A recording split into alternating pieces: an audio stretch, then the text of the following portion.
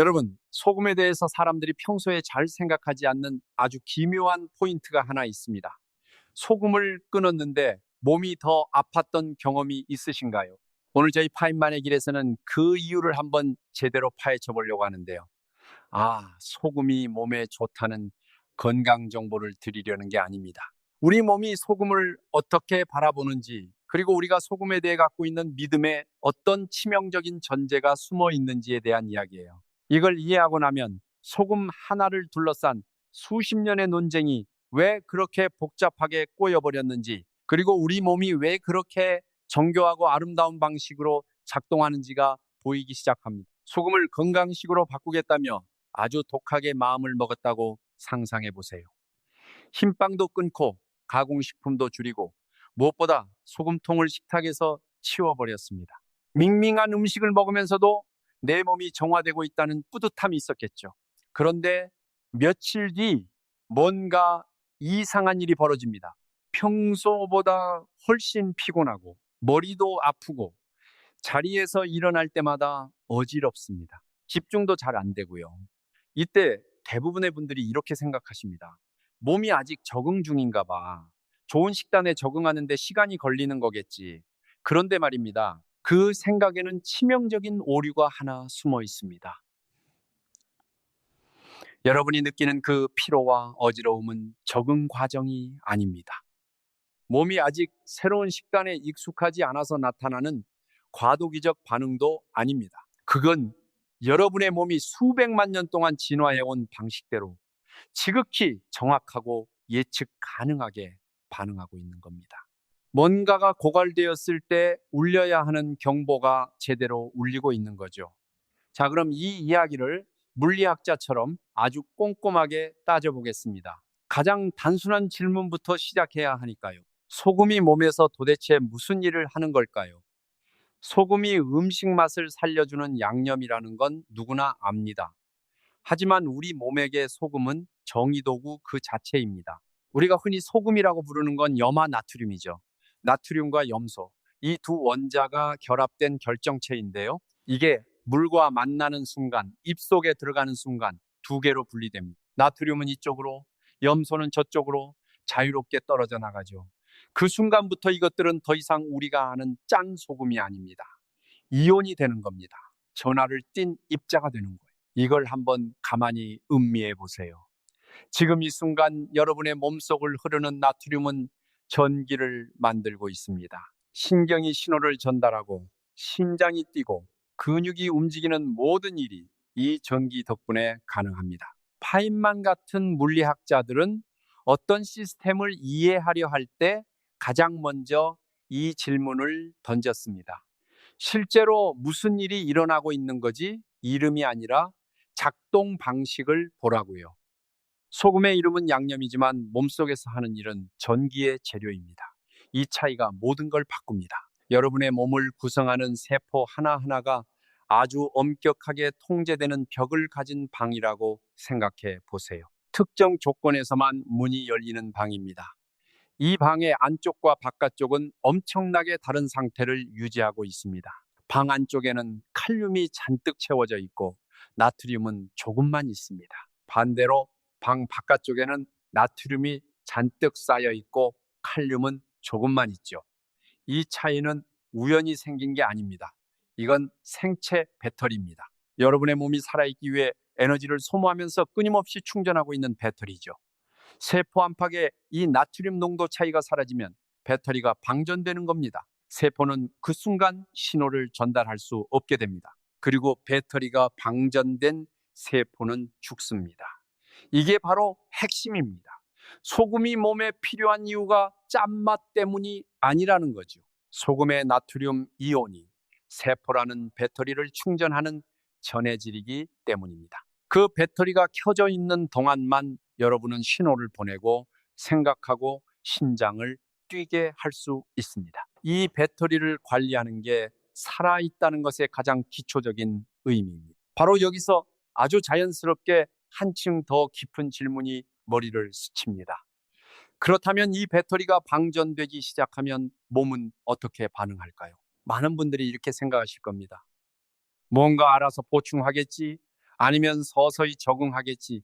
하지만 실제로 일어나는 일은 훨씬 더 극적입니다. 여러분의 몸에는 혈중 나트륨 수치가 조금만 떨어져도 즉시 작동하는 호르몬 경보 시스템이 있습니다. 레닌, 안지오텐신, 알도스테론 시스템이라고 부르는 건데요. 이름이 길어서 복잡하게 느껴지시겠지만 원리는 아주 단순합니다. 신장에 나트륨 탐지 센서가 있습니다. 이 센서가 나트륨이 줄어드는 걸 감지하면 레닌이라는 신호 물질을 분비합니다.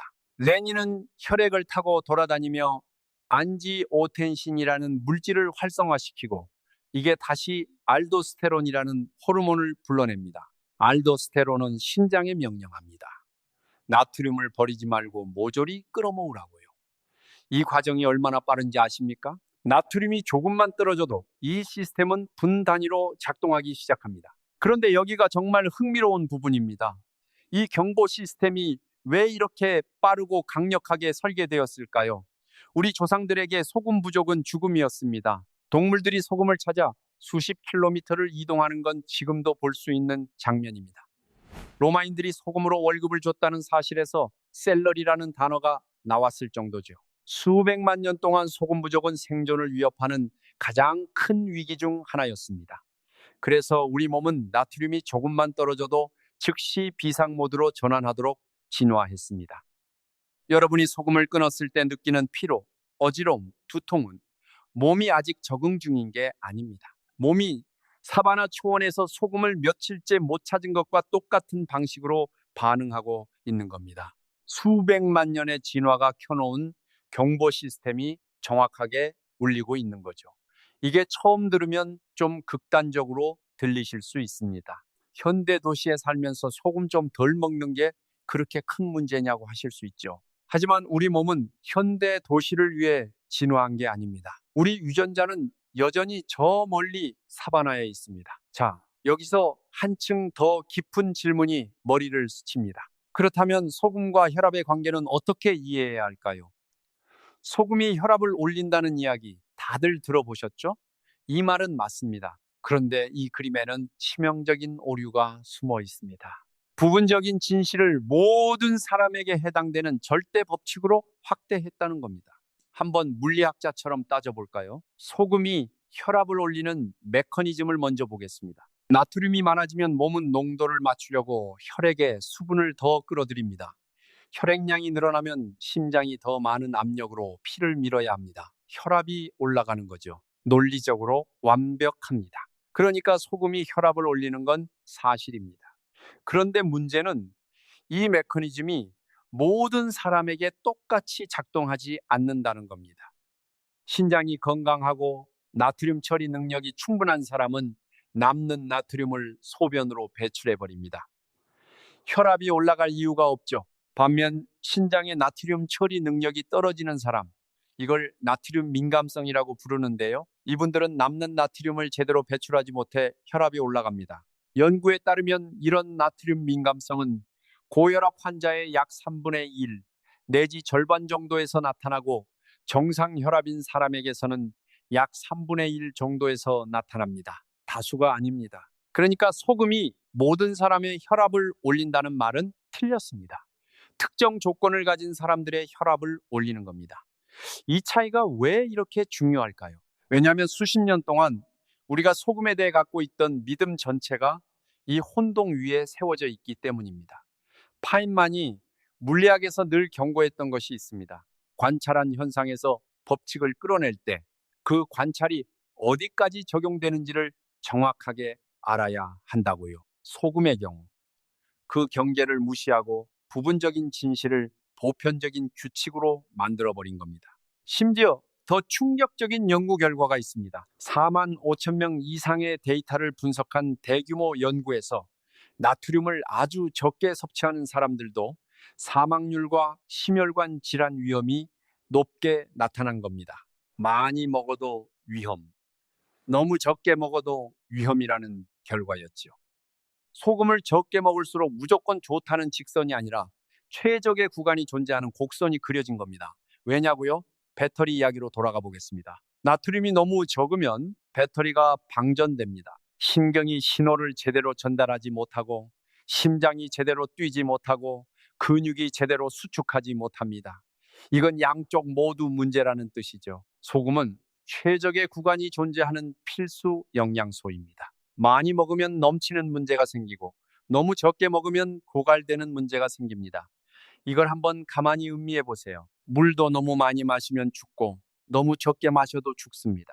산소도 너무 많으면 독이 됩니다. 소금도 마찬가지입니다.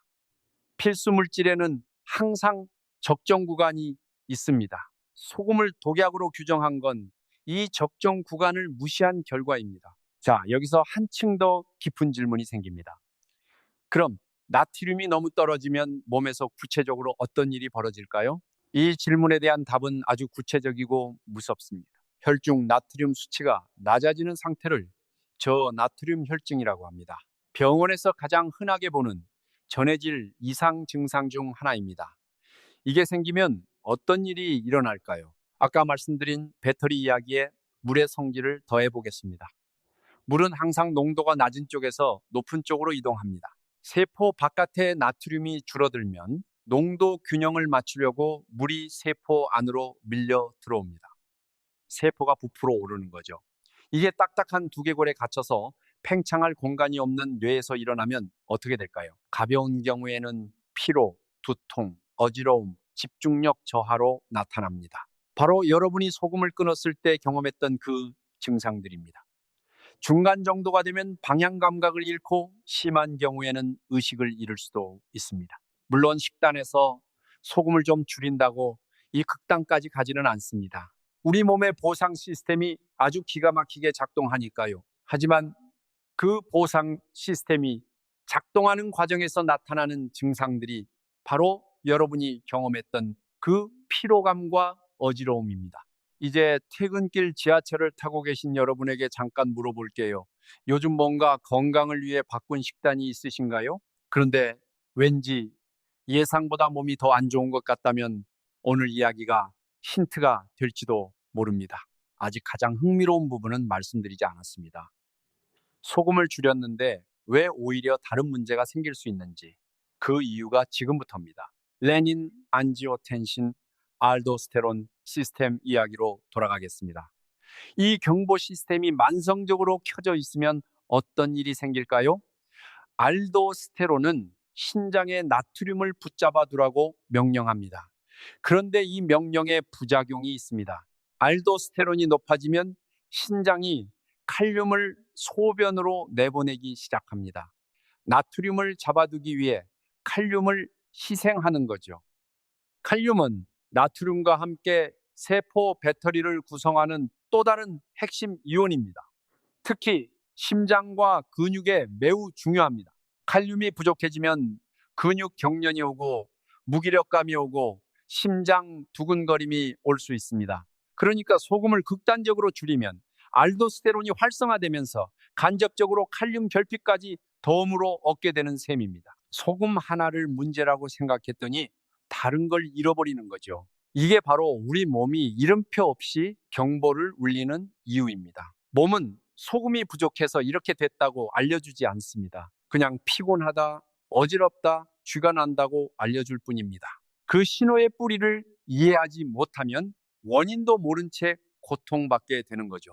바로 여기서 아주 자연스럽게 한층 더 깊은 질문이 머리를 스칩니다. 지금까지 나트륨을 주로 신장과 혈압의 관점에서 이야기했는데 뇌와 신경의 관점에서 보면 어떨까요? 이 질문이 중요한 이유는 우리가 느끼는 그 피로감과 어지러움이 정확히 어떤 경로로 생기는지 보여주기 때문입니다. 신경세포 하나를 생각해 보세요. 긴 와이어처럼 생긴 세포인데 한쪽 끝에서 다른 쪽 끝으로 신호를 전달합니다. 이 신호는 전기입니다. 그리고 그 전기는 아까 말씀드린 배터리, 즉 세포 안팎의 나트륨 농도 차이에서 만들어집니다. 신경이 활성화될 때 세포막에 있는 나트륨 통로가 확 열립니다. 바깥에 잔뜩 모여있던 나트륨 이온들이 안으로 쏟아져 들어오죠. 항상 농도가 높은 쪽에서 낮은 쪽으로 이동하려는 성질이 있으니까요.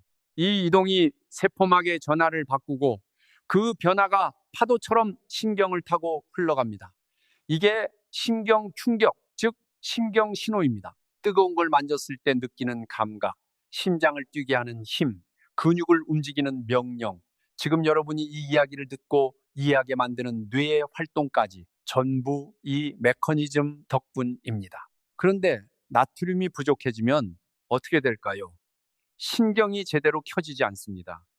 전기 신호가 느려지고 약해지고 뒤죽박죽이 됩니다. 신경 전달이 불안정해지는 거죠. 이게 피로감으로 나타납니다. 근육에 힘이 빠집니다. 어지럽습니다. 집중이 안 됩니다. 머리가 안개에 가려진 것처럼 멍합니다. 이게 신비로운 질병이 아닙니다. 배터리가 부족해서 전기가 약해진 겁니다. 우리 몸의 가장 기초적인 전기 인프라가 제대로 작동하지 못하는 거지요. 흥미로운 건 뇌가 이 상황에 반응하는 방식입니다. 혈중 나트륨이 떨어지면 뇌는 두 가지 비상 신호를 보냅니다. 하나는 갈증입니다. 빨리 물을 마시라는 신호죠. 다른 하나는 짠맛에 대한 강렬한 욕구입니다. 소금을 찾으라는 신호입니다. 이 두 신호가 동시에 나타나는 건 우연이 아닙니다. 진화적으로 설계된 겁니다. 물만 마시면 남아있는 나트륨이 더 희석됩니다. 그래서 뇌는 물과 소금을 함께 찾으라는 신호를 보내는 겁니다. 소금을 끊었는데 물이 미치도록 마시고 싶고 짜고 자극적인 게 당기는 건 의지력의 문제가 아닙니다. 뇌가 가장 기본적인 생존 본능을 실행하고 있는 겁니다. 이 신호를 억지로 무시하면서 더 오래 버티면 어떻게 될까요? 나트륨이 계속 떨어지면 물이 세포 안으로 밀려 들어오기 시작합니다. 세포 바깥에 나트륨이 줄어들면서 농도 균형이 바뀌고 물이 세포 안으로 들어오는 거죠. 대부분의 세포에서 이건 그냥 세포가 부풀어 오르는 거라 눈에 잘 안 보입니다. 하지만 뇌에서는 다릅니다. 뇌는 딱딱한 두개골 안에 갇혀 있습니다. 부풀어 오를 공간이 없습니다. 그 압박이 두통으로 나타납니다. 심해지면 방향 감각을 잃고 더 심해지면 의식을 잃기도 합니다. 물론 집에서 식단을 바꾸는 정도로는 이 극단까지 가지 않습니다. 우리 몸의 보상 시스템이 버텨주니까요. 하지만 여러분이 느끼는 그 막연한 피로와 두통이 어디서 오는지 이제 보이시죠? 이름 없이 아픈 게 아닙니다. 원인이 아주 명확한 생리 반응입니다. 이걸 알면 두 가지가 달라집니다. 하나는 그 증상을 적응 과정으로 오해하지 않게 됩니다. 적응이 아니라 경보입니다. 무시하면 안 되는 신호입니다. 다른 하나는 그 증상이 나타났을 때 어떻게 해야 하는지 알게 됩니다. 더 참는 게 아니라 몸이 원하는 걸 들어주는 겁니다. 소금을 조금 먹는 거죠. 이걸 한번 가만히 음미해 보세요. 우리는 종종 몸의 신호를 의지력으로 이겨내야 하는 대상으로 생각합니다. 하지만 몸의 신호는 대부분 정확합니다. 무시해야 할 게 아니라 이해해야 하는 언어입니다. 몸이 소금을 달라고 할 때 그건 몸이 약해서가 아닙니다. 몸이 자기 일을 제대로 하려고 한다는 겁니다. 그 일이 뭔지 이제 아시죠? 세포 배터리를 충전하는 겁니다. 신경이 전기 신호를 만들 수 있도록, 심장이 규칙적으로 뛸 수 있도록, 근육이 명령에 반응할 수 있도록요. 그런데 진짜 중요한 건 지금부터입니다. 신장이 소금을 관리하는 방식을 좀 더 들여다보면 정말 경이로운 일이 일어나고 있다는 걸 알 수 있습니다. 여러분의 신장은 하루에 전체 혈액을 약 45번 걸러냅니다. 분당 약 1리터에서 1.5리터의 피가 신장을 통과합니다. 그 과정에서 신장은 혈액 속 나트륨을 일단 다 걸러낸 다음 호르몬이 보내는 신호에 맞춰 필요한 만큼만 다시 흡수합니다. 건강한 신장은 하루에 나트륨을 0.5g도 안 되게 배출할 수 있고 20g 이상 배출할 수도 있습니다. 무려 40배나 차이 나는 범위를 정밀하게 다룰 수 있다는 겁니다. 이게 얼마나 대단한 일인지 생각해 보세요.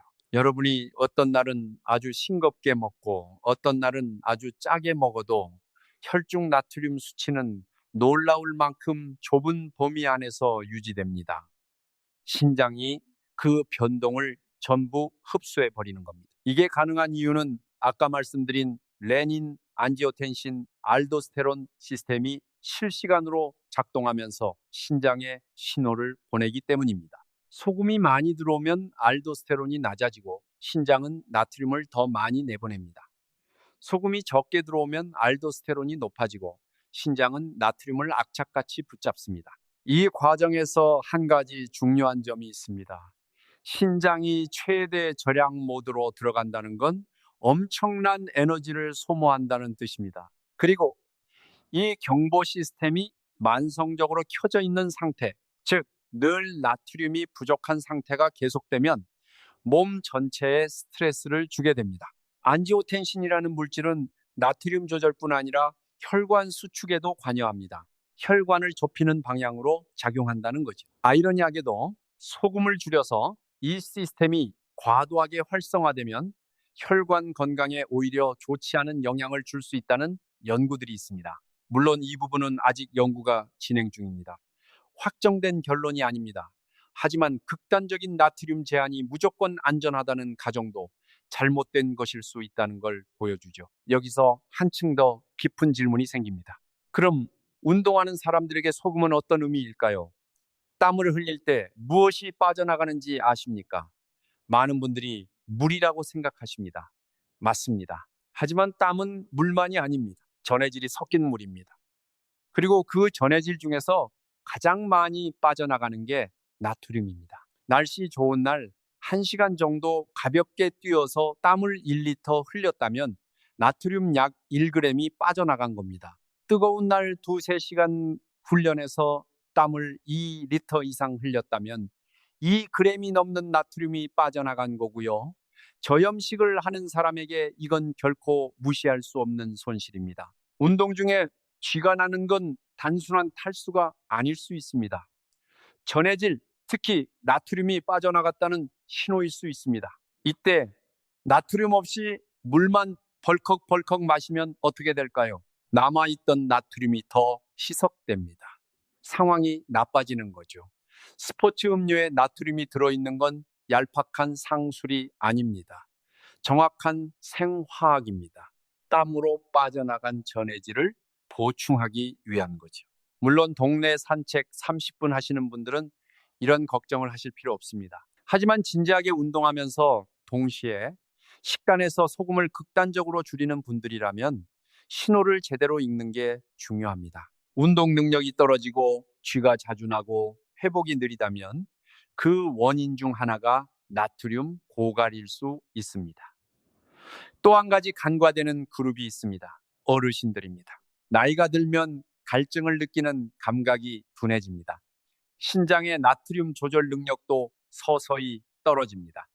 레닌, 안지오텐신, 알도스테론 시스템의 반응 속도도 느려지죠.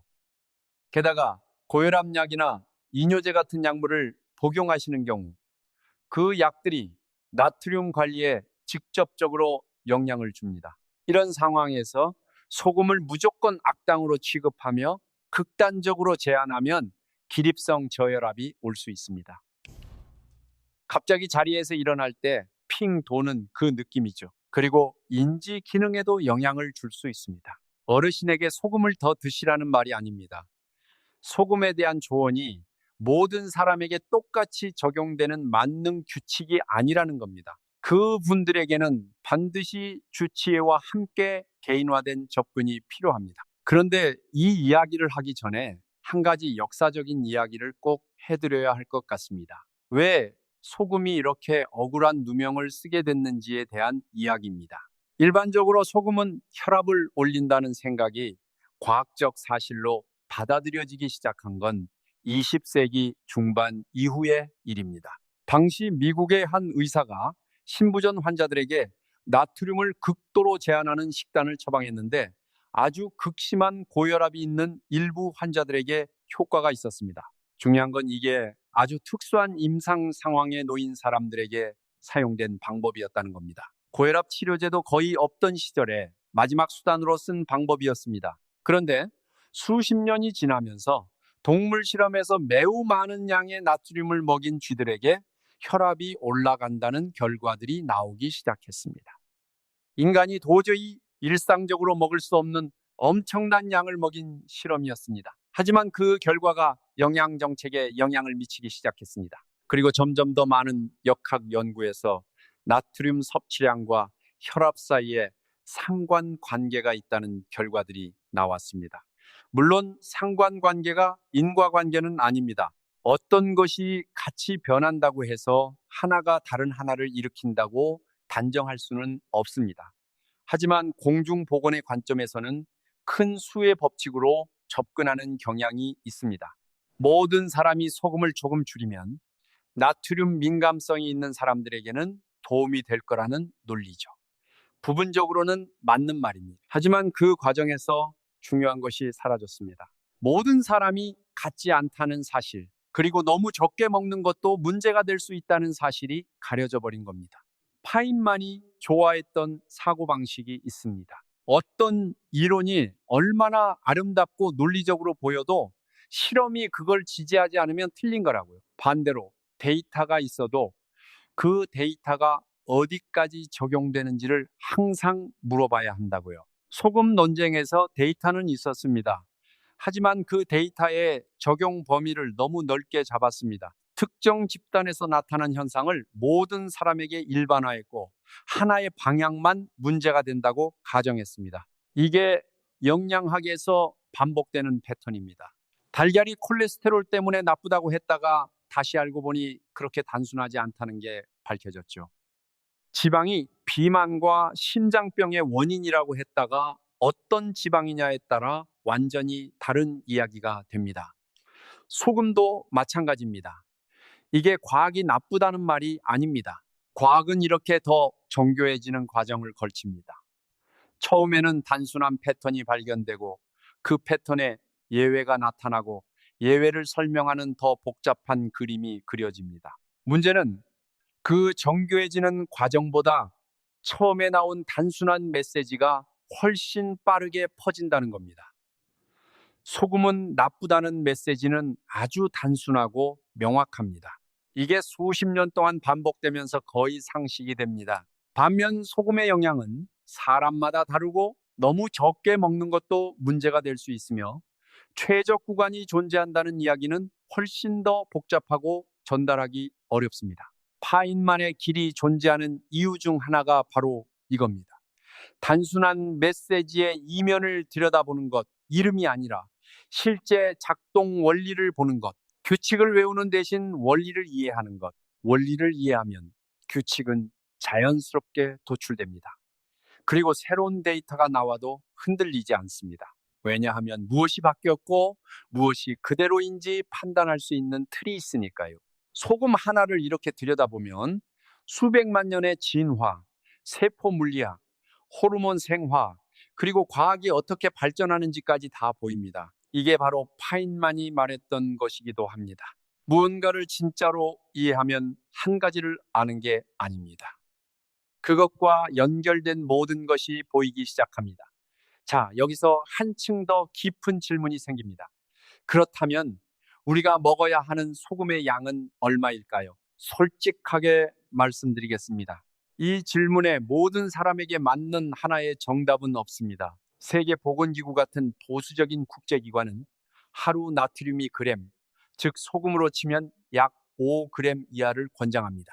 하지만 이건 최대한 안전하게 잡은 기준이고 특히 나트륨 민감성이 있는 사람들을 포함한 전체 인구를 위한 권장치입니다.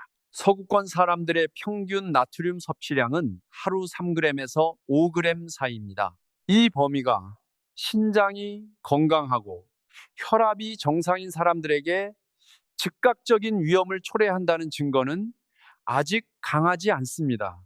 진짜 위험한 구간은 양극단입니다. 나트륨 민감성이 있는 사람이 만성적으로 아주 많이 먹거나 또는 누구든 만성적으로 너무 적게 먹거나 그 사이에는 대부분의 건강한 사람들이 아무 문제 없이 사는 넓은 구간이 있습니다. 그리고 가장 명확하고 일관된 사실은 이겁니다. 우리가 섭취하는 나트륨의 대부분은 우리가 자발적으로 뿌리는 소금이 아니라 가공식품에서 옵니다. 이 사실이 모든 것을 결정합니다. 집에서 신선한 재료로 요리하면서 소금을 적당히 쓴다면 나트륨 섭취량은 자연스럽게 적정 범위 안에 있을 가능성이 높습니다. 반면 매일 가공식품을 먹으면서 식탁에 소금통만 치워봤자 나트륨 섭취량은 여전히 높은 채로 유지됩니다. 싸워야 할 상대가 어디 있는지 보이시죠? 식탁 위의 소금통이 아닙니다. 마트에서 고르는 가공식품의 영양 성분표에 적힌 수치들입니다. 자, 이제 진짜 기묘한 부분입니다. 우리가 소금을 줄이겠다고 결심할 때 가장 먼저 하는 일이 뭔지 아십니까? 식탁 위에 소금통을 치워버립니다. 이게 왜 기묘하냐고요? 왜냐하면 우리가 섭취하는 나트륨의 약 7, 80%는 식탁에서 직접 뿌리는 소금이 아니라 가공식품에서 오기 때문입니다. 식빵, 햄, 치즈, 소시지, 과자, 인스턴트 스프, 밀키트 이런 식품들에는 제조 과정에서 어마어마한 양의 소금이 들어갑니다. 소금이 세상에서 가장 싸고 효과적인 방부제이기 때문입니다. 그리고 소금을 그만큼 넣으면 우리 뇌에서 도파민이 분비되어 음식이 훨씬 맛있게 느껴지고 멈추기가 어려워집니다. 그러니 식탁에서 소금통을 치웠지만 여전히 식빵 샌드위치를 먹고 짭짤한 과자를 집어 먹는다면 나트륨 섭취량을 의미 있게 줄인 게 절대 아닙니다. 상징적인 제스처를 취한 거죠. 파인만이 즐겨했던 말이 있습니다. 이름을 안다고 아는 게 아니라고요. 새를 보고 이름을 댈 줄 안다고 새를 이해한 게 아니라고요. 소금통을 치웠다는 행동이 나트륨 섭취를 줄이는 것이라고 생각하는 것도 이름과 실체를 혼동하는 겁니다.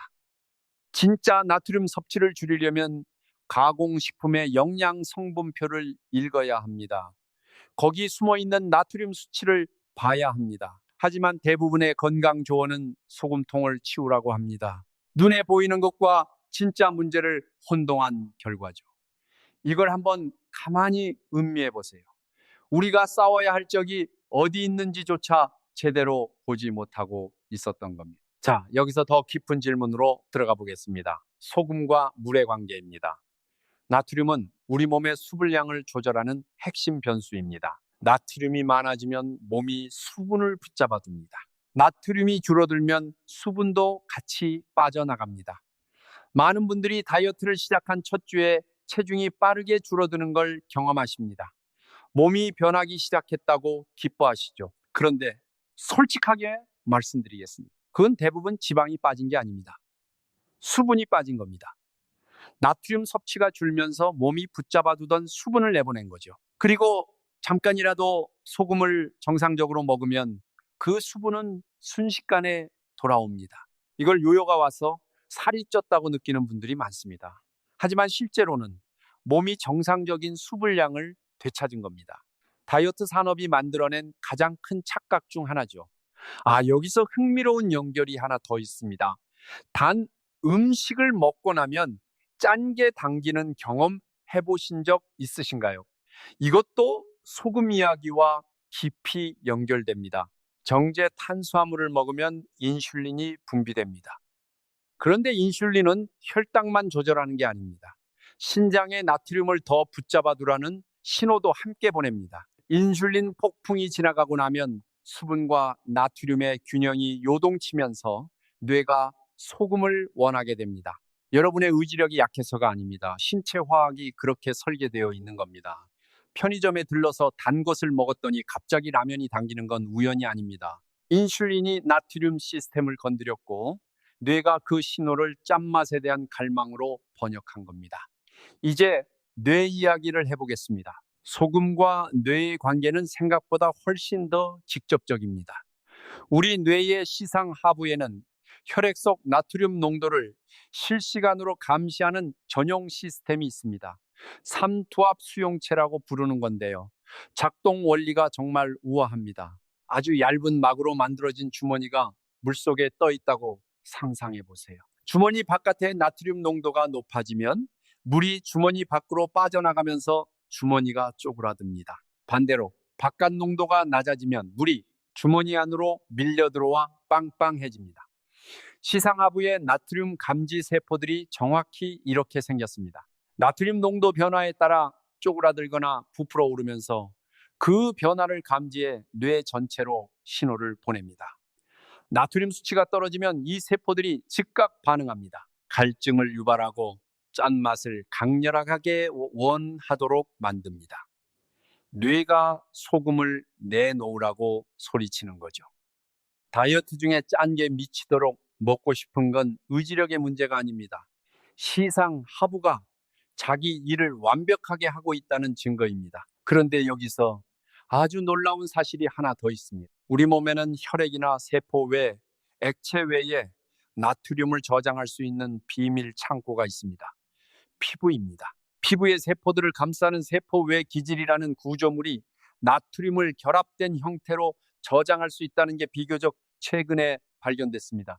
이게 뭘 의미하냐고요? 혈중 나트륨 수치가 떨어지기 시작할 때 몸이 이 피부 저장소에서 나트륨을 꺼낼 수 있다는 겁니다. 비상용 완충 장치인 셈이죠. 이 저장소가 채워지고 비워지는 데는 꽤 시간이 걸립니다. 그래서 소금을 극단적으로 줄이기 시작해도 피부 저장소가 텅텅 비어버릴 즈음이 되어야 증상이 나타납니다. 다이어트를 시작한 지 며칠이 지난 뒤에야 갑자기 증상이 나타나는 이유가 이것 때문일 수 있습니다. 뒤늦게 나타나는 증상이라 원인과 연결짓기 어려운 거죠. 자, 이제 한 가지 더 짚어볼 게 있습니다. 미각에 대한 이야기입니다. 여러분의 혀에는 나트륨을 감지하는 전용 수용체가 있습니다. 물에 녹아 분리된 자유나트륨 이온만을 감지하는 특별한 채널이죠. 나트륨 이온이 이 채널로 들어가는 순간 전기 신호가 발생하고 이 신호가 신경을 타고 뇌로 전달됩니다. 뇌는 그 신호를 짠맛으로 해석합니다. 혀에서 나트륨이 하는 일이 신경에서 하는 일과 완벽하게 같다는 거 눈치채셨나요? 전기 신호를 만드는 겁니다. 입안의 미각 수용체는 문자 그대로 생물학적 전기 탐지기입니다. 흥미로운 건 짠맛을 느끼기 위한 최소 나트륨 농도, 즉 미각의 역치가 얼마나 소금을 먹느냐에 따라 계속 변한다는 겁니다. 몇 주 동안 싱겁게 먹으면 짠맛에 대한 민감도가 높아져서 아주 적은 소금만 들어가도 충분히 짜다고 느낍니다. 반대로 짜고 자극적인 음식을 달고 살면 미각의 기준선이 높아져서 어지간히 소금을 들이붓지 않으면 짠맛을 느끼기도 어렵게 됩니다. 시끄러운 공간에서 오래 지내면 뇌가 소음 기준선을 높여버리는 것과 같은 원리입니다. 적응입니다. 이건 아주 실용적인 함의를 갖습니다. 소금을 서서히 줄여나가면 몇 주 안에 입맛이 적응해서 예전에는 밍밍하게 느껴졌던 음식이 충분히 맛있게 느껴질 수 있습니다. 반대로 가공식품에 찌들어 있는 분이 신선한 샐러드를 먹으면 아무 맛도 안 난다고 느끼는 건 샐러드가 문제가 아니라 미각 기준선이 비정상적으로 높게 설정되어 있는 겁니다. 이 미각 적응을 이용하면 억지로 참는 게 아니라 자연스럽게 나트륨 섭취를 조절할 수 있습니다. 갑자기 다 끊는 게 아니라 서서히 줄여가는 거죠. 그러면 몸이 극단적인 부족으로 인식하지 않으면서도 미각이 재조정되면서 더 적은 소금으로도 만족할 수 있게 됩니다. 한 가지 더 흥미로운 이야기가 있습니다. 장내 미생물과 소금의 관계입니다. 비교적 최근에 발표된 연구들에서 나트륨 섭취가 장내 미생물 생태계에 영향을 준다는 게 밝혀지고 있습니다. 동물 실험에서 나트륨을 많이 섭취했더니 특정 유익균이 줄어들고 염증과 관련된 면역세포가 늘어났다는 결과가 있었습니다. 그리고 그 유익균을 다시 보충했더니 혈압이 떨어졌다는 결과도 있었죠. 이게 사실이라면 나트륨이 혈압에 영향을 주는 경로가 신장과 호르몬만이 아니라 장내 미생물을 통한 경로도 있다는 겁니다. 아직 초기 단계의 연구입니다. 인간에 대한 대규모 연구로 확인된 건 아닙니다. 하지만 이 방향이 열어젖히는 가능성은 흥미롭습니다. 소금 문제가 얼마나 먹느냐의 문제를 넘어서 그것이 내 몸속 생태계와 어떻게 상호작용하느냐의 문제로 확장될 수 있다는 거니까요. 과학은 이렇게 더 정교해집니다. 처음에는 소금이 나쁘다, 좋다는 이분법으로 시작하지만 들여다볼수록 그 사이에 얼마나 많은 결이 숨어 있는지가 보이기 시작합니다. 이게 바로 파인만의 길이 가고자 하는 방향입니다. 쉬운 답이 아니라 진짜 작동 원리를 향해서요. 잠깐 상상해 보세요.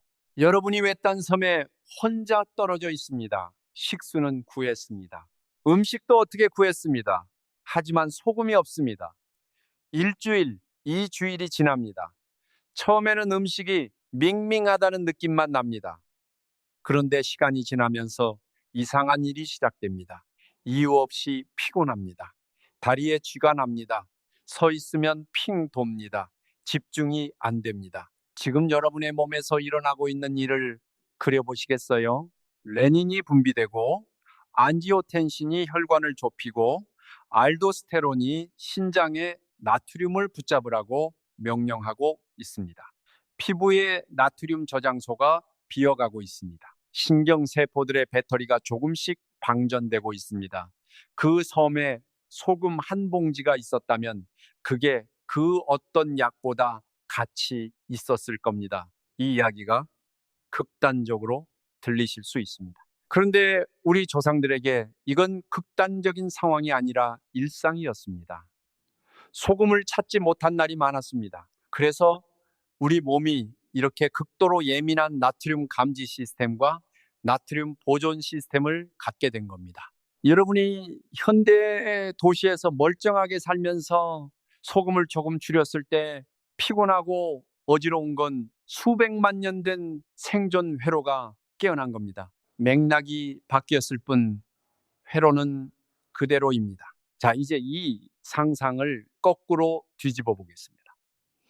반대로 그 섬에서 소금이 잔뜩 있는 바닷물 외에는 마실 게 없다면 어떨까요? 바닷물을 마시면 탈수가 됩니다. 나트륨이 너무 많아지면 수분을 끌어들이기 위해 세포 안에 물이 빠져나가고 심각한 경우 사망에 이릅니다. 조난자들이 바닷물을 마시지 말라고 하는 건 이 이유 때문입니다. 너무 적어도 문제, 너무 많아도 문제. 이 두 극단 사이에 최적 구간이 있습니다. 그리고 그 최적 구간을 찾아 유지하는 일을 우리 몸의 신장과 호르몬 시스템과 뇌가 지금 이 순간에도 조용히 하고 있습니다. 여러분이 신경 쓰지 않아도요, 이게 경이롭지 않으십니까?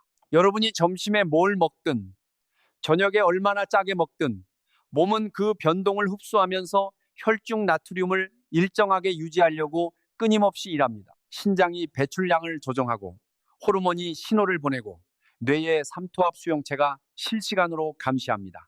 이 시스템이 무너지지 않는 한 여러분의 일상적인 식사에서 나트륨은 몸이 충분히 다룰 수 있는 변수입니다. 두려워할 대상이 아니라 이해할 대상입니다. 물론 이 시스템이 무너지기 시작하는 경우들이 있습니다. 신장 기능이 저하되거나 특정 약물의 영향을 받거나 나트륨 민감성을 가진 분들의 경우입니다. 그분들에게는 나트륨 관리가 훨씬 더 중요하고 의사와 함께 개인화된 접근이 필요합니다. 하지만 건강한 신장을 가진 대부분의 사람들에게 소금은 독약이 아닙니다. 세포가 살아 움직이기 위해 필요한 전해질입니다. 이해하면 판단할 수 있습니다. 판단할 수 있으면 두려워하지 않아도 됩니다. 그리고 두려워하지 않으면 맛있게 먹으면서도 현명하게 선택할 수 있습니다. 그게 파인만의 길이 드리고 싶은 것입니다. 바로 여기서부터 상황이 진짜 기묘해집니다. 소금 이야기를 이렇게 길게 해온 이유가 있습니다.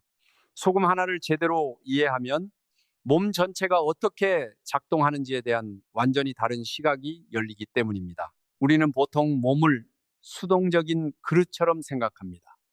뭔가를 집어넣으면 그게 축적되고 나쁜 걸 빼면 더 나빠진다는 식으로요. 하지만 몸은 그런 방식으로 작동하지 않습니다. 몸은 끊임없이 균형을 유지하려는 동적 시스템입니다. 목표치가 있고 그 목표치를 향해 수백 개의 변수를 동시에 조정합니다. 소금 하나를 건드리면 수분, 혈압, 호르몬, 신경, 근육이 전부 연쇄적으로 반응합니다. 그 연쇄 반응의 각 단계가 아름답게 설계되어 있습니다. 이 시각으로 보면 소금이 문제가 아닐 수 있습니다. 우리가 소금에 대해 갖고 있는 단순한 모델이 문제인 겁니다. 좋은 과학은 현상에 대한 단순한 모델을 만들고 그 모델이 틀린 곳을 찾아내고 더 정확한 모델로 교체하는 과정을 반복합니다. 소금에 대한 우리의 모델은 지금 그 교체 과정 중에 있습니다. 소금은 나쁘다는 단순한 모델에서 소금은 필수 물질이며 너무 많거나 너무 적으면 문제가 생기며 개인차가 크다는 더 정교한 모델로요. 그 정교한 모델이 일상 언어로 번역되면 이렇게 됩니다. 소금을 쓰지 말라가 아니라 어디에서 나트륨을 얻는지를 알라. 이 차이가 작아 보이지만 실제로는 완전히 다른 행동 변화를 이끌어냅니다. 첫 번째 지침은 소금통을 치웁니다. 두 번째 지침은 마트에서 가공식품의 영양 성분표를 읽습니다. 어떤 게 더 효과적일지는 이제 명확하죠. 자, 이제 잠깐 여러분 자신으로 돌아와 보겠습니다. 지금 이 순간 여러분의 심장이 뛰고 있습니다. 뇌가 이 소리를 처리하고 있습니다. 근육이 자세를 유지하고 있습니다. 이 모든 일이 가능한 건 지금 이 순간에도 세포 배터리가 충전된 상태를 유지하고 있기 때문입니다. 나트륨 이온이 세포 안팎을 드나들면서 전기 신호를 만들고 있기 때문입니다. 여러분이 마지막으로 먹은 음식 속에 있던 나트륨이 지금 그 배터리를 유지하는 데 기여하고 있습니다. 소금을 먹는다는 건 그런 겁니다. 단순히 음식을 짜게 만드는 게 아닙니다. 수백 개의 세포 배터리를 충전하는 전해질을 공급하는 겁니다. 이렇게 생각하면 소금에 대한 공포가 조금 다르게 느껴지지 않으신가요? 공포는 보통 이해되지 않을 때 생깁니다. 뭔지 모르지만 나쁘다고 하니까 무서운 거죠. 하지만 어떻게 작동하는지 알면 공포 대신 판단이 생깁니다. 언제, 얼마나, 어디서 오는 소금인지를 판단할 수 있게 됩니다. 파인만이 물리학에서 항상 강조했던 것도 이겁니다. 모른다는 게 나쁜 게 아니라 모르는데 아는 척하는 게 위험하다고요. 소금에 대해 모른다는 건 괜찮습니다. 소금에 대해 아무것도 모르면서 무조건 끊어야 한다고 확신하는 게 위험한 겁니다. 여기서 세상을 바라보는 시점이 뒤집히는 순간이 옵니다. 우리는 소금을 줄이는 것을 건강을 지키는 것으로 생각해 왔습니다. 빼는 게 좋다는 논리죠. 하지만 몸의 입장에서 보면 소금을 극단적으로 줄이는 건 경보 시스템을 강제로 켜는 겁니다. 몸이 위기 모드로 들어가는 거죠. 진짜 건강을 지키는 건 몸이 경보를 울릴 필요 없이 조용히 자기 일을 할 수 있는 환경을 만들어주는 겁니다. 배터리가 방전될 걱정 없이 충전된 상태를 유지할 수 있게요. 그 환경은 식탁에서 소금통을 치우는 것에서 만들어지지 않습니다. 가공식품 대신 신선한 식재료를 선택하는 것에서 만들어집니다. 영양 성분표를 읽는 습관에서 만들어집니다. 그리고 무엇보다 우리 몸이 어떻게 작동하는지를 이해하는 것에서 만들어집니다. 이해하면 두려워할 필요가 없습니다. 판단할 수 있으니까요. 이건 세상을 바라보는 시점이 아주 중요하게 뒤집히는 순간입니다. 우리는 지금까지 소금을 외부에서 들어오는 것으로 생각해 왔습니다. 적당히 들어오면 괜찮고 너무 많이 들어오면 문제가 된다고요. 하지만 몸의 입장에서 보면 이야기가 완전히 달라집니다. 몸에게 소금은 내부 시스템을 유지하는 핵심 재료입니다.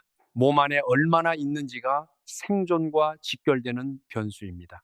그래서 몸은 들어오는 소금의 양을 조절하는 게 아니라 내부에 유지되어야 하는 양을 맞추려고 끊임없이 일합니다. 외부에서 소금이 적게 들어오면 몸은 더 악착같이 붙잡습니다. 외부에서 많이 들어오면 더 많이 내보냅니다. 신장이 건강한 사람이라면 하루에 들어오는 나트륨의 양이 꽤 넓은 범위에서 변해도 혈중 나트륨 수치는 일정하게 유지됩니다. 다시 배터리 비유로 돌아가겠습니다. 여러분이 핸드폰 배터리를 항상 적정 수준으로 유지하기 위해 노력하듯이 여러분의 몸도 세포 배터리를 항상 적정 수준으로 유지하려고 쉬지 않고 일하고 있습니다. 여러분이 소금을 얼마나 먹든 몸은 그 목표치를 향해 조정합니다. 그 목표치를 맞추지 못할 때 경보가 울립니다. 그리고 그 경보가 울리는 소리가 피로와 어지러움과 두통입니다. 이 관점에서 보면 소금 논쟁이 완전히 다르게 보입니다. 소금을 얼마나 먹느냐의 문제가 아닙니다. 몸이 원하는 양을 유지하는데 어떤 장애물이 있느냐의 문제입니다. 신장이 건강하면 넓은 범위에서 적응합니다. 신장에 문제가 있거나 특정 약을 복용하거나 나트륨 민감성을 가진 분들에게는 그 적응 범위가 좁아집니다. 그 경우에는 들어오는 소금의 양을 정밀하게 관리해야 하고요. 하지만 건강한 신장을 가진 사람이 집에서 신선한 재료로 요리하면서 소금을 적당히 치는 건 배터리 관리 시스템을 도와주는 겁니다. 어렵게 만드는 게 아닙니다. 결론부터 말씀드리자면 소금은 우리 몸의 적이 아닙니다. 소금은 세포 배터리를 충전하는 전해질이고 신경이 신호를 전달하게 하는 도구이고 수백만 년 동안 생존을 위해 진화가 지켜온 필수 재료입니다. 소금이 문제가 되는 건 두 가지 경우입니다. 하나는 신장이 처리할 수 없을 만큼 과하게 들어올 때입니다. 하나는 배터리 경보가 울릴 만큼 너무 적게 들어올 때입니다. 그 사이에는 우리 몸이 아주 훌륭하게 관리하는 넓은 구간이 있습니다. 오랫동안 소금이 만병의 원인으로 취급받은 건 나트륨 민감성이 있는 특정 집단에서 나타난 결과를 모든 사람에게 확대 적용했기 때문입니다. 한 그룹에게 맞는 말이 모두에게 맞는 법칙이 되어버린 거죠. 파인만이 즐겨 이야기했던 게 있습니다. 어떤 현상을 설명하는 이론이 실제로 그 현상을 설명하는지 아니면 그냥 이름을 붙인 것인지를 구별을 하라고요. 소금이 나쁘다는 이야기는 이름을 붙인 것에 가깝습니다. 실제로 몸에서 무슨 일이 일어나는지를 보면 훨씬 더 섬세한 이야기가 펼쳐집니다. 이제 처음으로 돌아가 보겠습니다. 여러분은 건강하게 살겠다는 마음으로 소금통을 치웠습니다. 그리고 며칠 뒤 몸이 이상하게 돌아가기 시작했습니다. 그 증상들이 무엇을 의미하는지 이제 아시겠죠? 그건 의지력이 약해서도 아니었고 잘못된 식단을 선택해서도 아니었습니다. 수백만 년에 걸쳐 정교하게 설계된 경보 시스템이 정확하게 작동하고 있었던 겁니다. 배터리가 부족해지고 있다는 신호였습니다. 그 신호를 무시하는 건 차의 연료 경고등이 켜졌을 때 경고등을 떼어내는 것과 같습니다. 문제가 사라진 게 아닙니다. 보이지 않게 된 거죠. 물론 지금까지 드린 이야기는 현재 우리가 이해하고 있는 범위 안에서의 이야기입니다. 소금과 건강의 관계는 여전히 연구가 진행 중인 분야이고 장내 미생물과 나트륨의 관계처럼 아직 완전히 밝혀지지 않은 부분들도 많습니다. 과학은 항상 더 나은 이해를 향해 열려 있습니다. 하지만 한 가지는 확실합니다. 소금은 독약이 아닙니다. 소금은 세포라는 배터리를 살아있게 하는 전해질입니다. 그리고 우리 몸은 그 배터리를 지키기 위해 지금 이 순간에도 쉬지 않고 일하고 있습니다. 다음번에 마트에 가시면 먹고 싶은 가공식품 뒤에 있는 영양 성분표를 한번 보세요. 거기 적힌 나트륨 수치를 보고 그걸 식탁에서 치워놓은 소금통과 비교해 보십시오. 어디서 진짜 싸움이 일어나야 하는지 보이실 겁니다. 진짜 음식을 드세요. 집에서 요리하세요. 그리고 그 과정에서 소금을 쓸 때는 두려워하지 말고 이해하면서 쓰세요. 배터리를 충전하는 거라고 생각하면서요. 오늘 저희 파인만의 길에서 함께 생각해 본 이야기 어떠셨나요? 소금 하나를 들여다봤을 뿐인데 세포가 배터리로 작동한다는 것, 수백만 년의 진화가 우리 몸속에서 지금도 살아 숨쉬고 있다는 것, 그리고 이름과 실체를 혼동할 때 우리가 얼마나 엉뚱한 것과 싸우게 되는지가 보이셨을 겁니다. 오늘 밤 잠들기 전에 한 번만 더 생각해 보세요. 내가 적으로 삼고 있는 것이 진짜 적인지 아니면 그냥 이름을 잘못 붙인 건지를요. 파인만의 길은 언제나 그 구별에서 시작합니다. 다음 영상에서 더 흥미로운 이야기로 다시 찾아뵙겠습니다. 오늘도 함께 해주셔서 감사합니다.